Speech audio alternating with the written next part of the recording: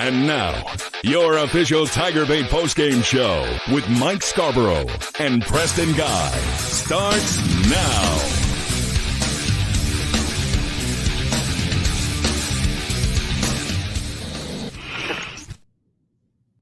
All right, there we are. New intro, folks, to our weekly post-game show during football season, and what a game it was.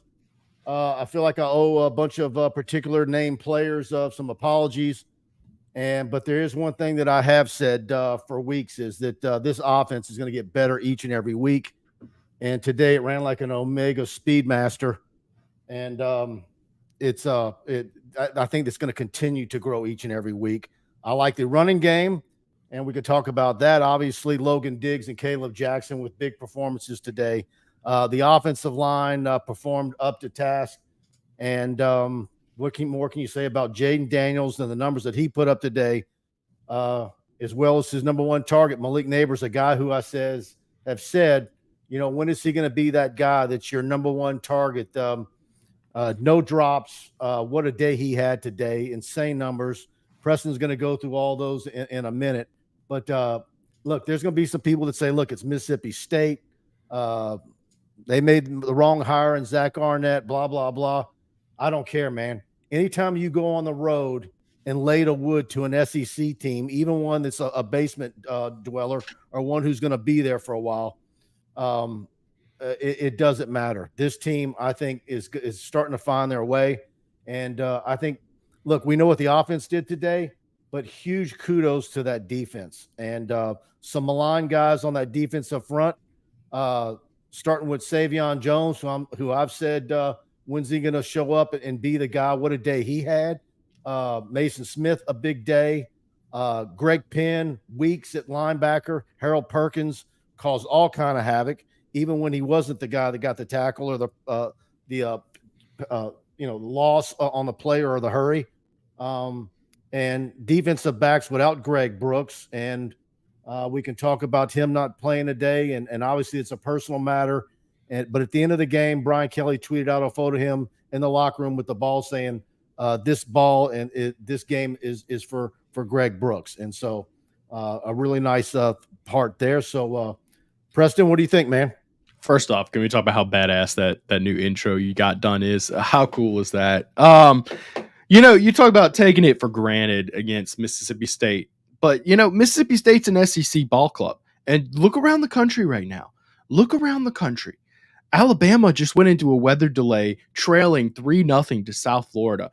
Georgia struggling 7-3 against South Carolina. Notre Dame just added a touchdown, but they went into the fourth quarter. Our third quarter, I should say, only up 21-14 on Central Michigan. Florida State struggled mightily with Boston College today. I mean, teams struggle, especially in atmospheres where you're going on the road and it's 11 a.m. kickoff, and you didn't see any of that from LSU. At one point in this game, LSU had outgained Mississippi State 294-7. After 5 drives, they gave up 7 yards. Talk about a way to just shrug off that early kickoff, sluggish performance. I guess they need to stretch in the parking lot of a Chrysler dealership every week because they came out on fire and just beat the hell out of them, frankly. So you love what you see, and you do not take blowouts like this for granted. If you look across what happens in the SEC, historically, it's rare that a team comes out and performs this way. And I think this proves what me and you have been talking about the last few weeks. Yes, LSU got dominated by Florida State, but there was a lot of correctable issues. And this team's still playing for everything. Because the next 9 games, LSU doesn't finish with 9 easier games in any season since maybe 2007. I mean, Alabama looks very beatable right now. Arkansas, you think you can handle them? Ole Miss, I mean, yeah, they're going to be good, but I mean, these are all teams you can, and for all but one, you will be expected to win. Well, so 11-1, 10-2, absolutely on the table for this team. I think you feel better about this team in week 3 than you did about last year's team in week 3. Okay. And one of the things that we were saying after the Florida State loss several weeks ago was, does this team take a similar path as last season? Pick up the pieces, start getting some wins, start to rinse that bad taste out of your mouth after a really a much poorer performance, I think, than the Florida State game last year. But Florida State is an extremely good football team. What's the score of their game? I know that they had 31-29. Jordan Travis went out for a couple drives with an injury, but yeah, I mean, Florida. Here's the deal: I saw a Florida State guy tweeting out that they thought Boston College was a better team than LSU, and it's like, come on, man, you're a good team who had a bad day. And my response to that was, if LSU plays Florida State today, if today's LSU plays today's Florida State, LSU wins comfortably wins that game. But that's not how football works. It was 2 weeks ago LSU. And I can't look. We got a lot of positive comments to get to, but I can't stop thinking ahead. I'm just that kind of guy. I'm always thinking ahead, the future, and I'm thinking again. Next year's opener in Las Vegas, is it going to be another slow start? First time starting quarterback, all that. You can write the storylines now. Is it going to be another repeat of that? And then LSU gets off and loses their fifth opener in a row. And then they go on another run. You don't. Sooner or later, you got to break out of that and be ready to roll. But I wonder if you even play around with it and try to get a week 0 game in. Yeah, that's something to discuss. Absolutely. All right, guys, I'm gonna scroll up and get to some of your comments. And Hal Jubin's house, Mike. Yes, you have. I'm assuming it's me talking about saying how this LSU offense is gonna get better and better. Malik Neighbor says Todd Davis. Absolutely. Real Ed O says hey. Hal Jubin gives Real Ed O a hey. Gary Williams says much better. Yeah, I think a lot of people are feeling good tonight. I know we're heading out for a dinner on a date night tonight. I think a lot of people will be heading out tonight and spending some money in some restaurants. That's the way I'm gonna go watch the Backyard Brawl with my stepdad, who's a West Virginia alumni. I'm excited to get to enjoy some football after this. All right, there you go. Andy Whitaker, I hope LSU meets Florida State again in the postseason. Todd Davis, Weeks, absolutely. Fantastic game by 40 today. And here we go. This is one. Didn't even talk about Andre Sam. What a day he had. Well, you had and Sage Ryan too. Yeah, you had Omar Spates and you had Greg Brooks out for today's game, and you had to have guys who fell under the rules role. Of course, Andre Sam was the first to fill in for what's his face, Greg Brooks, and then Whit Weeks filling in for Omar Spates. And guess what? They're second and first on the team in tackles. Whit Weeks was incredible today. I'm going to go as far to say I think Whit Weeks was better than Omar Spates. I'd been watching some film on Omar Spates, and he had been a pretty big disappointment thus far. You have to wonder, does Whit Weeks get the nod? And of course, you can say, well, it's Mississippi State, lesser competition. Omar Spates was struggling against Grambling last week, so that argument doesn't really hold a lot of water with me. I think Whit Weeks is one of the more undervalued prospects in last year's class. Oh, he was not super low rated. He was a 4-star now, right? But he was on radars. But I think a lot of people also at the same time discounted him. No doubt. Abby, Celestine, shouts out to JD. It seems like he turned the corner and he's starting to look like a first-round quarterback. He's an absolute beast. And, I remember like it was yesterday, Preston and I on the way back post-game from the Superdome. And after that loss, and a lot of people questioned how good he was. And it's like, it was just obvious to me. The kid, he's a much better quarterback now than he was this same time last year. And if that offensive group can stay healthy, and if he can stay healthy, man, look, learn to slide. Don't take hits. Don't try and overleap people. Sean Preston, Shaz's older brother, gets tossed from the game, of course, from St. James, and LSU didn't offer him, and so but I don't think there was any malice in that hit. It's just he got one with the crown, and that's the rules. Shout out Sean Preston. I covered him while I was at the Advocate, and he had one of the best catches in a high school game I've ever seen in a 50-0 blowout in the playoffs over Faraday. Jayden Daniels, 30 of 34 today.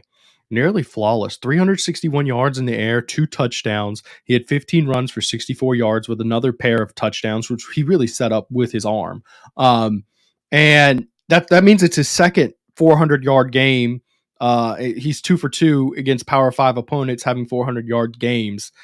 He wasn't perfect. In fact, there's some people who would argue he wasn't good against Florida State, which the whole team wasn't good. I think a lot of things were collapsing around him. Wasn't necessarily all his fault. But what stood out today is not what he put on paper, because that's kind of a lazy way to look at what he does. It's the how he did it. He bought time with his legs and looked downfield. That's one thing he hasn't done. He's taken off to run a lot, which is all good, but I would like him to use his legs to buy him time more often. I saw him do that on at least one play. And then at least 3 plays, he threw incredibly accurate, over the top of the defender, stretching the field, downfield plays. I don't know what his average yards per target, but I promise you it wasn't 8.1 or 8.9 yards like we've been seeing. Yes, he took a lot of safe throws, but you want a quarterback who takes safe throws. You just want a guy who can confidently take that shot downfield when it's there. And you saw him do that today. 2 beautiful touchdown throws to Malik Neighbors, and another one where he's wide open, throws it down and gets him for 48 yards. The way Jayden Daniels did what he did today, even the harshest of critics are silent today. Oh, absolutely. And I did like the fact that Nussmeier got almost the entire fourth quarter. And but look, that is a big morale booster for this LSU football team. Absolutely. And Mike, I think especially on the defensive side of the ball. Mike, I'm gonna throw up a comment real quick. But Big Kahuna's Kello, wow. 14-3 South Carolina, 1 minute in the first half. South Carolina's taking it to the champs, man. How about that? Well, that was kind of what we thought would, probably happen. We immediately looked at Georgia's schedule and said, man, they're going to have a cakewalk right to the playoffs again. Yeah. And but sooner or later there's going to be some karma come your way that someone you're not supposed to is going to take it to you. So we're going to see how that plays out. But I saw one of the comments on our message board earlier that they took the points in South Carolina. What was it? 28 was the line, and they took the Gamecocks. So looking good for them right now. All right, let me scroll down and get some of these guys. If you're enjoying the show, please hit that like button. If you're not subscribed to the channel, hit the subscribe button, notification bell. We've already got Preston's post-game story up. He's going to add some quotes to that a little bit later. Brian Kelly's press conference has been up for about 15 or 20 minutes. And Brian Lazar's instant analysis piece is already up on TigerBait.com. And that's a premium item. If you're not a subscriber to TigerBait, pay $1. Try us out for a week. We think you'll enjoy the website. And got some big-time high school footage coming your way tomorrow that we shot last night. And we've got a backlog of some others that we've shot in the last 2 weeks. So we've got a lot of recruiting stuff coming your way on TigerBait.com as well. I am noticing, Preston, we've gotten all of our post-game content up, but Mississippi State still has not posted Zach Arnett's post-game press conference. And so I don't know what went on in the locker room, if there was a meltdown. Are they still using dial-up in Starkville? That could be possible. That's some of these post-game press conferences can be over a gig in size. But we still do not have Zach Arnett's post-game. Not to say that he hadn't had it and conducted it already, but it has not been uploaded to our media box. So maybe he got fired on the tarmac. I found that very interesting. At a minimum, he was late or Sports Information is late. All right, guys, let me scroll down and get to some of your comments.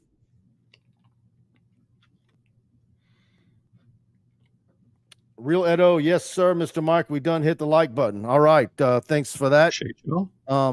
Carlton Johnson, secondary looked like they had something to prove. Look, that whole defense, that looked like a different football team today. And I know Mississippi State's got their problems. And I tell you what, I'm looking at Mississippi State. If you're a fan of the Bulldogs, I don't know what you can hang your hat on. I really don't. I don't know what you can get excited about going forward. That looks like the Arnett era. I mean, what's the over and under on how long that lasts? We'll see, man. That does Brutal. not look pretty. At least you went with a coach who I assume will be probably the 13th or 14th highest paid coach in the league, and he probably won't have a buyout that's too big. But there's no fight in this team. How about this LSU secondary on a 5-digit passer, mind you, a guy with 11,000 career passing yards? You limit him to 11 of 28 for 103 yards. Of course, the lion's share of that yardage was on that final drive with the backups in the game. So Tigers took care of business. Abby Celestine week should start every week going forward. Weeks every week, baby. Yeah, I'm all about it. I think he's an incredible linebacker. He might be better than everybody except for Harold Perkins. By the way, Abby, I spent a lot of time in Lafayette. Is it Celestine or Celestine? I'm going with Celestine. All right. Celestine would be hard to say every day. Celestine. I'm going to go Celestine. Carlton Johnson, Caleb Jackson needs to get more touches. Yeah, he does. Can we talk about running backs real quick? So, in my opinion, your best two backs are Logan Diggs and Caleb Jackson. Your most talented backs. I understand Caleb Jackson, the hesitance, because you want to get him caught up to speed on blocking and, playing the full role that is running back. But my God, those guys are easily your most talented guys on the field. Every time someone else comes in the ball, I mean, yes, Josh Williams had a touchdown. We know what Josh Williams is, but those guys clearly are a level beyond. Even Fournette was retweeting out that big hit from Caleb Jackson where he absolutely leveled that guy. And Fournette said something to the effect of, yeah, he gets the family blessing, because I don't think we've seen a guy trucked like that since Fournette. He reminds me a lot of a young Leonard Fournette. There's some Fournette in him, and I also see some LeBrandon Toefield. Oh boy, I don't even remember that. What was that? Kind of like to me, he's like a cross between the two of them. I wonder if you put them side by side and had them run like a 60-yard dash, who would be the fastest? Right now, I tend to think it would be Caleb, but in 100, look, in a 40. I might take, and we're talking at their peak, on a 40, I might take Caleb Jackson, and 100. Leonard Fournette just had so much breakaway speed. But hey, look, Caleb Jackson ran a 10.6 100-meter yard dash, so they both have a lot of speed. Yeah, well, Caleb is a track kid, so yeah, right. But yeah. Fournette just had, once you got him in open room and he was rocking and rolling. Oh man, he just ran so well. But hey, either way, it's a great comparison. And then of course, when Fournette went to the NFL Combine and ran what he did, that just blew everybody away. I think he ran maybe a 4.45, but he did it at 250 pounds. That's why it was. Actually, I think it was a 4.50 on the dot, but he was 250.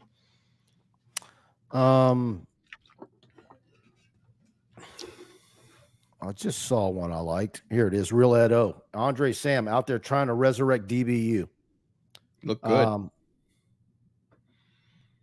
I said yesterday on a show out of town, 2 shows yesterday, Alabama a station and a Waco, Texas. My guys over at 365 Sports, that I thought this was one of the worst 5 or 6 defenses in the last 30 years. And then they come out today and perform the way they did. That's got to be a big shot in the arm for them. And like I said, I think morale, confidence, whatever you want to call it, they're going to find the right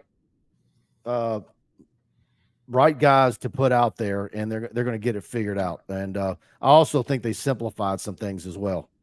Let me chime in real quick on that, because I remember your comment. You said it to me in the press box, and my thoughts were, well, to be 2020 bad, that's a long season of a lot. Well, after 19, and it was COVID.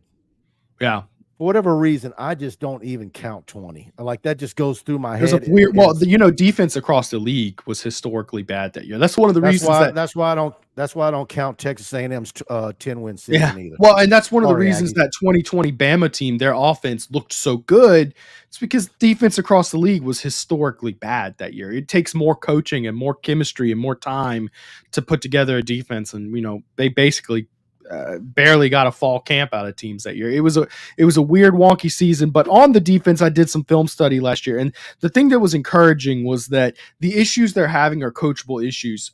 Can you keep your Can you get your safeties to chop their feet, break down, and make a tackle? Well, sure, of course you can. The coverage was tight, but you didn't identify the ball. Well, that's law of averages. That's going to come back down eventually, and they're going to start making some plays. The defensive line did get a pass rush all last week. They just threw the ball under 2 seconds every time, and that's of course what Mississippi State tried to do today because they knew Savion Jones and Harold Perkins were coming for them, and they got the ball out quickly, and that is why the passing game was so limited because you're still getting pressure. Teams are just coaching around it. Josh Forbes, Mike, do we know if and when Goodwin can play again? He's got to be close. But it's one of these deals, man, where you see Logan Diggs doing what he's doing the last few weeks, Caleb Jackson, John Emery's back now. It's like, man, if you're going to continually be hurt, when you've got 8 running backs available now, 7 other guys, you're in trouble. If it's up to me, it's a steady diet of Diggs and Caleb Jackson, and then Josh Williams, and then John Emery. And well, I would put Noah Kane in before John Emery. I'm gonna be honest. But there you go. I don't have a problem with that.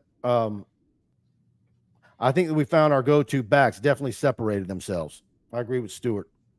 Yeah, I've been kind of hinting at that since fall camp that I think I think this team will be best if those two are playing as your first 2 backs. Now, I understand if they're not taking care of the issues they need, like blocking and assignments of that, and running routes. If they're not up to speed I understand. But if you can get them doing all that, that's when your team's going to be best. Is when you have your most dynamic athletes on the field. Kenny Haynes is a proud 1989 graduate of LSU Law School with a passion for justice. Kenny stands out as the only lawyer in the state, board certified in both appellate practice and family law. Drawing from 34 years of trial experience, Kenny has navigated the most complex aspects of real people's lives. If you need help in Northwest Louisiana with a family issue, legal issue, or a highly skilled trial attorney, call Kenny, 318-222-2100. And speaking of winning, Kenny would like to recognize our 2023 national champions and congratulate coaches Kim Mulkey and Jay Johnson. Go Tigers! All right, Kenny. Of course, he's the official lawyer of TigerBait.com, and he reserves the right to think most clearly for a paying client. And of course, he's Tiger Shark on our Tiger Den premium message board. One of our, I think he's one of our first 2 or 3 subscribers to TigerBait, and he's been a friend of the show and a dear friend of TigerBait. And if you're up in North Louisiana, he's the lawyer for you. Any comments there, Preston, that you see that we need to get up here? Yeah, I was almost afraid to put this because of his name, but glad to see Savion Jones get a sack. He looked really good. And the thing is about Savion, he's been good this year, and the theme of this defense has been close but no cigar. They've been getting pressure, enforcing arid throws, but it was great to actually see him get there and register 1 on the stat sheet. Of course, Harold Perkins also got a sack today.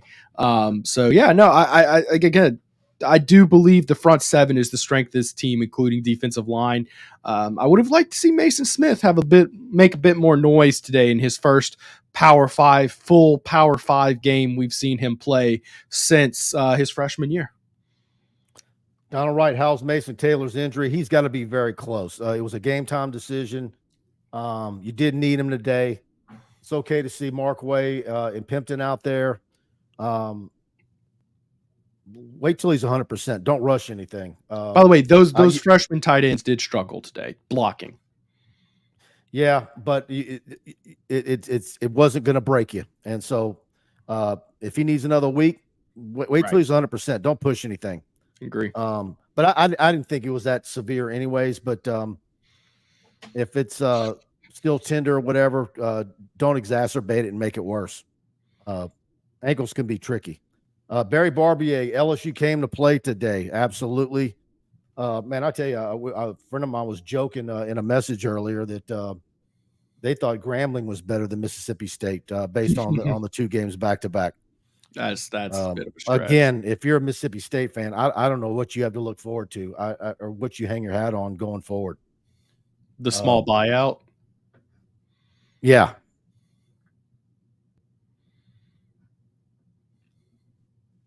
Scrolling up, guys. Josh Forbes Weeks was in on a lot of the tackles. Hal Jubin, Mississippi State plays Bama in 2 weeks. Maybe they can win that game.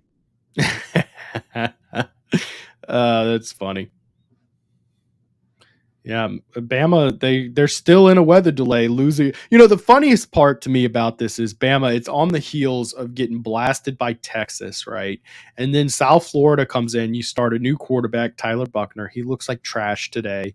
And you're down 3-0 to South Florida, and then you go into a weather delay where all your fans have to sit and bitch about it all day long, man. That is hilarious. Well, with everything they're going through, I haven't heard anyone mention Holstein at all over there.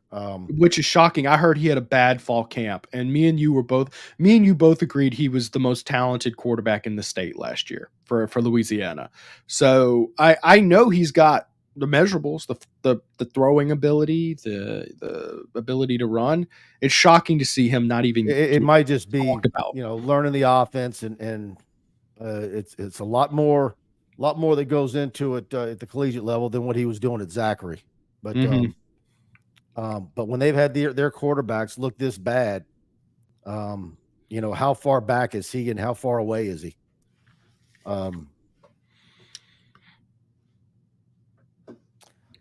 Don't ask me about my day, says Andre Sam went to the same high school I went to. Shout out to my alma mater. Was that Iowa, right? He's from Iowa, isn't he, Preston? Oh, I don't know his high school. I mean, I know he went to Marshall, but also, I'm pretty sure it's Iowa, and that's also where Clarence C. Are you saying Iowa? It's not Iowa, Louisiana. It's Iowa. But it's spelled Iowa. Okay, I've actually never heard it pronounced Iowa. Actually, that's hilarious. Hey, look, we have a Mississippi State fan coming in to support the Arnett. Arnett is the right guy. It's Barbay in his new system. I assume that's offensive coordinator, right? Which, again, you have a guy who has thrown for 11,000 yards. And in his first 2 games, he had 23 passes per game. And in this game, he's got 28. A little bit of that's time of possession, though. LSU, they were only on the field for 21 minutes today. So, I don't know, man. I feel like Arnett was a very lackluster hire. Kenny Haynes with a super chat. Mike, there are certainties in life, death, taxes, and LSU beats the hell out of Mississippi State. It's been one of those things where, if you've been an LSU fan for any period of time, that's one of the automatic W's that you write in ink on your preseason schedule. And but who's starting to get there right there with them is Florida. 10 out of the last 13. But now, huh? LSU's beaten Florida 10 of the last 13. Right.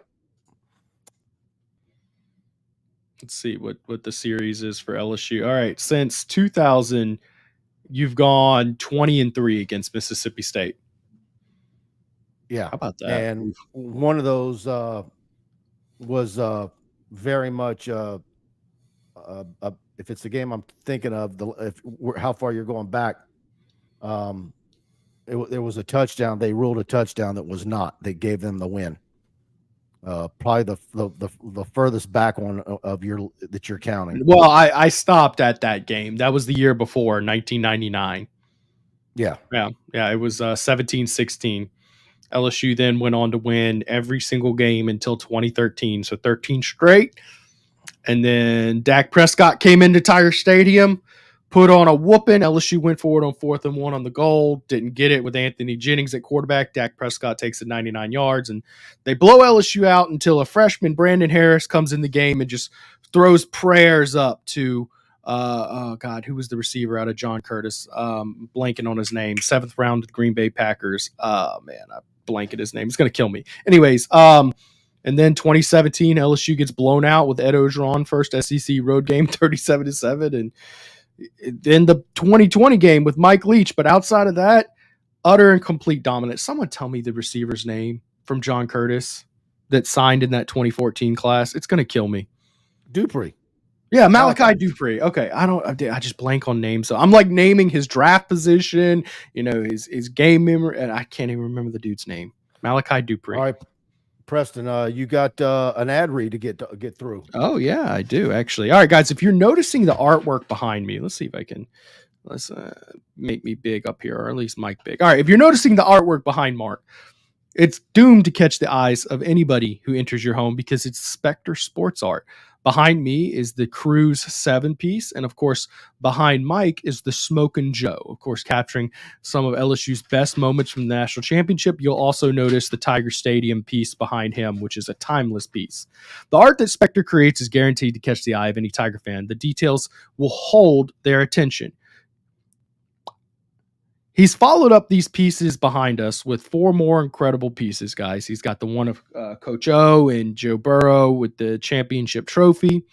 He has got Tommy Cruise piece up there that he just put on there. He's got Drew Brees piece. All sorts of good work, guys. Make sure to go check it out. Go to SpectreSportsArt.com. Check out the Bayou collection. I'm going to drop the link in the comment section here in just a bit. But again, guys, the details just make this so special. From the puzzle piece on Dylan Cruz's, wristband that represents his work with Cruise Crew, helping disabled children watch the baseball games, to the golden cleats for winning the Golden Spikes Award, the fireworks, which are basically a tracing from the actual fireworks at the championship celebration. The attention to detail is just second to none.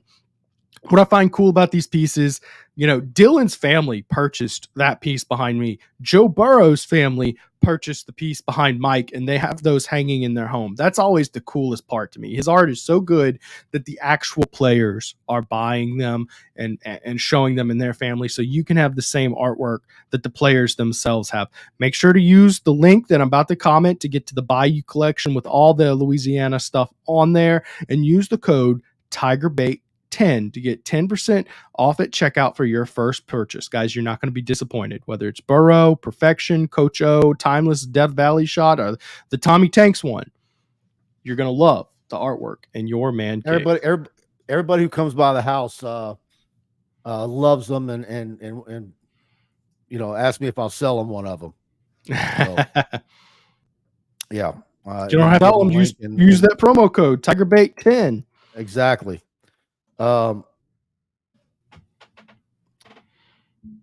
Sven Kreuzberg. Okay, guys, I'm out of here. I only want to man up and say you won fair and square. Good luck to the rest of the season, man. They've got some work to do. Absolutely. Thanks for swinging by the show. He wasn't done yet because he's saying we beat you 55-0 next year. So I guess he wasn't heading out quite yet. Texas Tiger, another TigerBait, one of our greatest subscribers with the Go TigerBait. Thank you for that super chat, Texas Tiger. Y'all guys keep giving us if there's any updates on South Carolina and Georgia. Again, if you're enjoying the show, hit that like button and share. Please share it to your social media. Text the link out to your fellow LSU friends and let them know about us. You guys have really been fantastic getting the word out on TigerBait's YouTube channel. We've been growing by leaps and bounds. We're about to hit 23,000 in the next week or two, and it's all due to you guys tuning in, spreading the word, and hitting that subscribe button and the notification bell. All right. LSU fangirl Kinsey with a hello. ULM is throwing it on A&M. Rob Boudreaux. There you go. Do we have a score on that one? I'll pull it. Just getting started. I've been so obsessed with these top 25 upsets. I haven't even worried about teams outside. SNA gang, Greg Penn play was great today. Yeah, he did. Look, there was a lot of standouts on that defense, and a lot of guys that may have been taking a lot of guff from shows like this weeks ago that came out today and got to be feeling darn good about the way they performed. Andy Whitaker, do we know any details on Greg Brooks? No, but it's obvious that it's a personal matter, and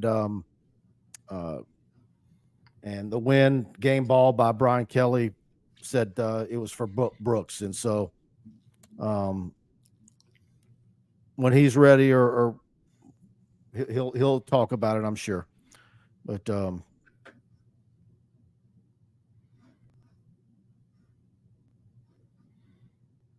Grambling is greater than Mississippi State, says Music. No, it's not. No, it's not. Not even close. If you actually watch the thing, yeah, Grambling moved the ball a little bit on some plays LSU gave it, but Grambling I tell you what, if you talk about the first three offensive series, you take Grambling's first three over Mississippi State's first three. Yeah, but again, that was more of LSU imploding. If you watch the film, at Mississippi State's just they've got I mean, they also missed like a 24-yard field goal on the third drive. Wait, no, that's not the score, is it? I just pulled it. Let's see. Yeah, it's 0. Yeah, 0. Okay, 3-0. Yeah, 3-0. Okay. LSU Fangirl Kid says y'all's videos are the best. Thank you for that. Brian Burgess, Daniels critics are in shambles this afternoon. That's funny. I think that a lot of them have been quiet for a while, but maybe they were starting to chirp up a little bit more. But let me strengthen your case here, Brian. Music, we know, is the biggest guy on the Nuss Bus. Nuss Bus to Bama. Well, maybe not. It's not like he'll be able to transfer anywhere and be eligible this season. And Nuss Bus has he's got keys to the Maserati next year. I mean, this will be his team next year. He's not really going to have to fight off any strong incumbent or transfer portal guy to be the starter next year. And he's been in the system for, probably 15 years at this point. So, Nuss will be one of the most anticipated first-time starters coming into next season.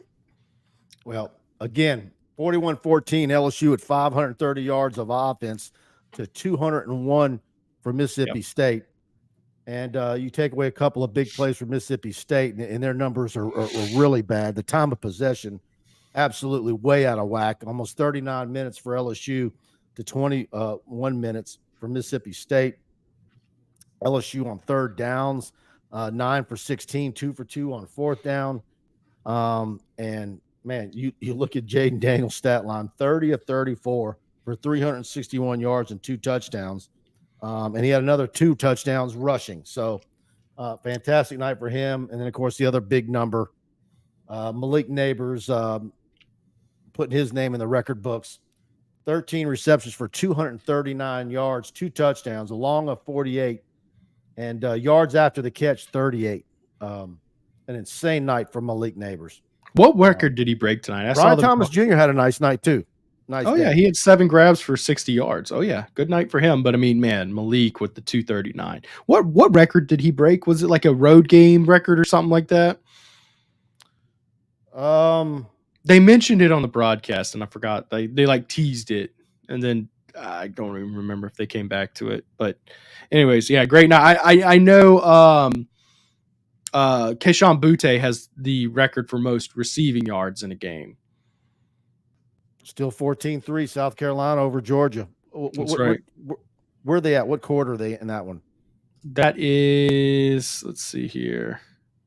Probably third quarter, 14-3. Yeah, Carson Beck in that offense. That people have been questioning Georgia's ability to move the ball throughout the early portion of this season, but of course they've always pulled away late, and now that seems to be coming to a head against South Carolina. And then Georgia still got to play. They still have to play Tennessee this year. And Tennessee, especially if Georgia loses this, Tennessee's going to have a chance to win the East. Maybe we could be seeing an LSU Tennessee matchup in the SEC championship. My question here is, with Jayden Daniels' performance today, has he put himself back in the conversation, not front runner, just general conversation for the Heisman Trophy? And is LSU in the conversation for best team in the SEC? Guys, I think I've got a promo to get through, and I think it's one that you guys are gonna could use tomorrow because I've got good news, and that is that Drip IV is now open on Saturdays and Sundays, and you want to get there between 9 and 1 p.m. And these things, if you've got a hangover tomorrow morning, or you're fighting allergies, or you're dehydrated, get over to Drip IV over there by Iverstein Farms off Perkins Road. And tell them you heard about them on TigerBait, and they're going to give you $10 off on your first IV drip. They're located next to Sushiyama and Iverstein's in Perkins Crossing on the corner of Perkins and Essen, and also in Lafayette, off in Cordoba, off Ambassador Caffrey, First Medical Office building on the right. And go see Drip IV. Call them locally here in Baton Rouge, 225-256-3634. And they are now, as of last week, open on weekends. And so you go out and party too much tonight, head over to Drip IV tomorrow, and they're going to make you feel good. And then you're going to feel so good, you're going to go eat a nice brunch somewhere. All right. Texas Tiger, too late for that SEC mantle. Brian Burgess, LSU is one of the best in the conference after today. And Todd Davis, 88.2% completion for Jayden Daniels. Wild. Yeah. And Andy Whitaker throws it on the fire and says, JD left the nuts bus at the dealership this morning, and it's not coming back home, so get off of it. I do want to see Nussmeier get more opportunities like he had today, where he's getting almost a full quarter of action in SEC play. The more that he can get, it really sets the stage for him to be the number one quarterback at LSU next year, or in the future of this season if JD5 gets nicked up. Which, by the way, as many hits as he takes, that's not unlikely. I mean, maybe Jayden Daniels likes to just be picked up and slammed. Maybe Jayden Daniels is that dog we've been looking for the whole time. Ephraim Price, did Deshaun Womack get to play? I did not see him today. I thought I saw him on a kickoff, but I can't verify that. Yeah, now he is on special teams. But I did not see him on defense.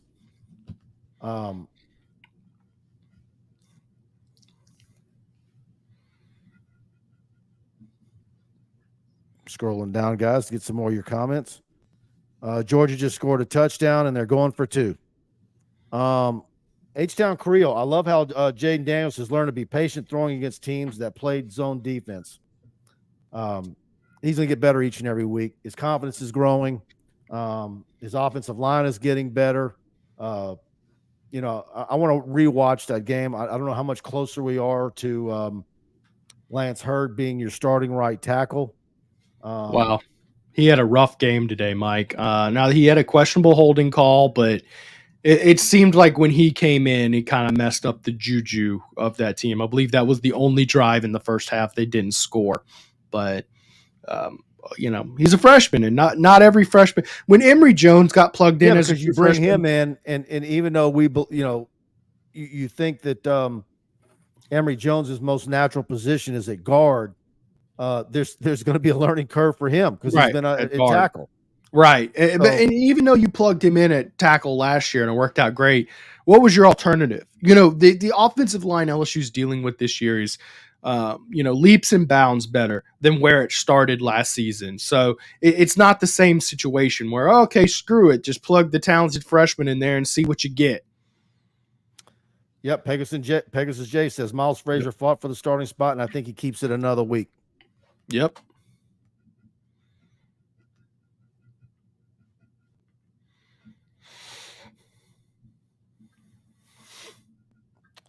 JD5 can't throw deep, but he was hitting Malik in the breadbasket. Beautiful throws. Yeah. If Jayden Daniels continues to push the ball downfield like he's doing, this is going to be a very good season. He didn't do it against Florida State, but if he continues to play the way he's played with those deep shots, just a few deep shots a game to keep him honest, to keep the defense backed up, and to open up those easy underneath throws. Watch out. This is going to be a dynamic offense if he continues to play like that. He was comfortable throwing the ball downfield today. And I've got one more bill to pay, and then we're going to be home free, guys. We're going to get as many of your comments as before we get out of here. But let's hear from Koala. Koala Insulation.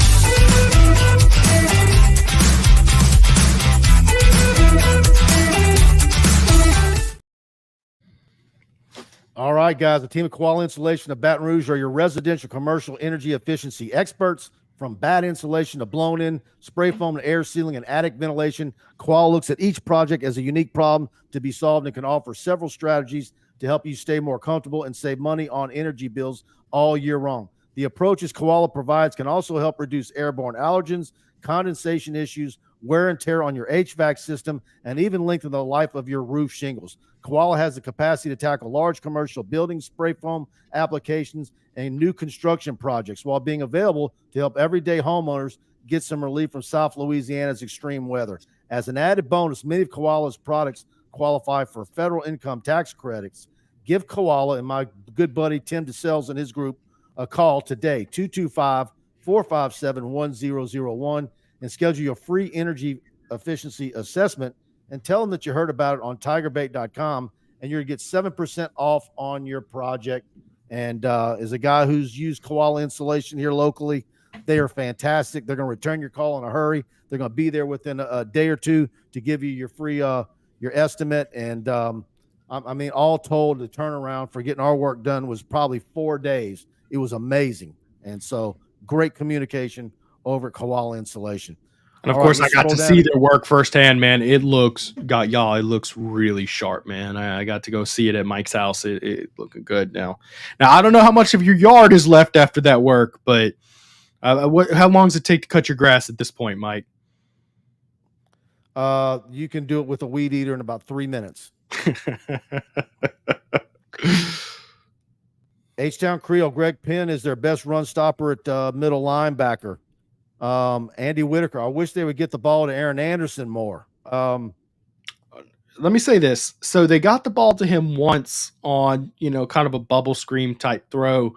And I think it was Pimpton it was either Pimpton or McWay who completely whiffed on a block. And you have to get him the ball with some space. And that's the key, some space. If you don't make that block, I mean, he can't do nothing if he catches the ball and the guy's right on top of him. What I'm wanting them to do, they keep on trying to do bubble screens underneath to the flats to Aaron Anderson. Don't necessarily like go for the medium passing attack. Those passes you're throwing to Brian Thomas. Slants. Yeah, like slants, comebacks, curls, that kind of stuff. Like, stop trying to get it to him at the line of scrimmage and just go 5 to 6 yards downfield and give him some space. Think about some of those routes Brian Thomas caught today, where imagine if instead of Brian Thomas, 6'5", big guy who takes a while to get up and going, if you throw it to a 5'8" Aaron Anderson who's wide open and his short toppy speed and incredible acceleration, he's able to make a little burst. I think they're slightly misusing Aaron Anderson, but of course part of that is the learning curve his first year being here. He'll be good eventually. I agree. I don't like him standing out stationary out in the flat waiting for the ball to be delivered to him. Yeah. And those plays are always most of the times they miss more than they hit. And then the other thing we've seen him on is end arounds. I want to see him more on quick slants and getting him involved over the middle, where he's already moving, and then he can plant and cut back the other way on a dime. That's where he was so valuable in high school. Golden Boot. Can fans not talk about the quarterbacks for at least this week? That must be Pooh Bear. Yeah. Well, I mean, what are we supposed to do? Have a quarterback go 30 for 34 with 400 plus yards and 4 touchdowns and not talk about him? I mean, no, I just asked the question, does he belong back in the Heisman conversation? Because he is up to 6 touchdowns in the air this year, or I guess 7 touchdowns in the air. No, eight. And I'm sure he's got to be over 1,000 yards. I mean, he's been very good, and I think we're due for a big season from him. I will say this. Certainly when LSU lost to Florida State the way they did, and I'm a guy all off season that was saying 11-1. And then like everybody, you start recalibrating, and is it 9-3? Is it 10-2? If this defense builds on what took place today, and this offense continues to execute the way they are, and like I said in the opening, like an Omega Speedmaster, I mean, they are running like a high-end Swiss watch. And it's only going to get better each and every week because they're just going to the execution of that. You've got a lot of talent and you've got a lot of experience, and they're getting more of it. And so you saw all the every offensive possession against Grambling. Man, how many times did Bramlett come out today? Jay Bramlett? Let me see here. Punts. I mean, once maybe. Special teams. I'm not even seeing punts. No, 2 punts, 77 yards. Okay. Yeah. So you got to go to the special teams tab. Yeah.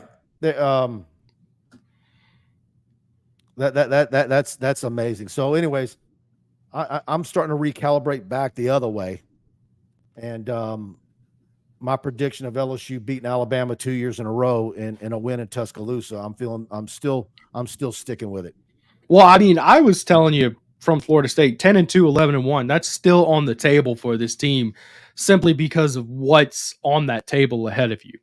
I mean, every game is winnable, every single game. Now, whether LSU takes care of business and wins out every game, that's an execution issue. We'll see. Zach Jackson, where all the JD5 haters at? I don't know if it, I don't know about on your show during the week, Preston, but I don't know that we have a whole lot of those on our channel. Maybe other shows do. They were vocal. We get a Florida few State. Here and there, but no. And even Daniels he's a difference maker. Even from the Nussbusters, which, I mean, obviously Nussbusters come at me all the time. They're still rooting for Jayden Daniels to prove them wrong. Maybe a Nussbus guy come on here and speak to that, but they want Jayden Daniels to improve and be that quarterback who stretches the field and pushes it downfield. But against Florida State, he didn't give them anything to be optimistic about. And then Grambling, you can chop it up as, well, that's Grambling. But today, he looked like the quarterback we saw in fall camp. He looked that's the big thing about today. LSU looked like the team we expected to see this year today. So what we're all hoping is that against Florida State, it was just a second half collapse, and we're not going to see it again. And maybe LSU does meet expectations this year. You got the other? Let's see here. I had one that I needed. Here it is. Chili. Ask Mike, did Aaron Anderson look at explosive at practice? He did. I just think, whether it's what option he is for Jayden Daniels on particular plays. Again, I would like to see him on some quick slants. I'm not a big fan of standing out in the flat waiting for. I think they're trying to force feed him the ball in ways that are unorganic. Design plays, bubble screens, stuff like that, which it's fine to have that be a part of your offense. And if you're going to do that, sure, make it him. But it's the lack of other ways of using him. You really need to target him. I mean, of receivers catching the ball today, you had 1, 2, 3, 4, 5, 6, 7, 8, 9 guys catch the ball, right? And you couldn't find one way to target Aaron Anderson downfield. He only caught the ball once for negative yard. It wasn't his fault. The guy whiffed on the block, but I tend to believe that he's good enough to run a slant, to run a curl, to get something in that mid range. I'm not saying go deep with him. He's a shorter guy. I get it, but I do think you can target that medium to short range passing game. Yeah, I'm short to medium, quick slant, quick outs. Yeah, that's another thing. Have him hit him in stride with his feet moving. Under 15 yards, he should be getting a ton of targets, I think. Yeah. Chris Hilton was your third receiver today. I think he did pretty Jackson well. Miller just said what I said. Len Anderson route a corner up, and we see him run the whole tree in high school. Yeah. All right, guys. Great show. Thanks for all you participating. Hit the like button if you enjoyed it. Hit the subscribe button if you're not already subscribed, notification bell, and then head over to tigerbait.com. We got all your post-game coverage. 2/3 of it is free. And I do see that Zach Arnett's post-game video has arrived. It's downloading now on my computer, and I'll have that up on our YouTube channel within minutes. So, Preston, you'll be back Tuesday night with no, Monday nights this year, Mike. Monday nights. Okay. Zach Nagy will join me on Monday night. Probably not going to do a guest unless I can land someone particularly fun. I might have to reach out to Brandon Walker at Barstool. He might be fun to have on, but we'll see. All right, guys. Thanks for tuning in. Well, and I'll see you Wednesday night with Buddy Sanji, and we got a lot of content on TigerBait.com. See you guys there. Good night. Night, y'all.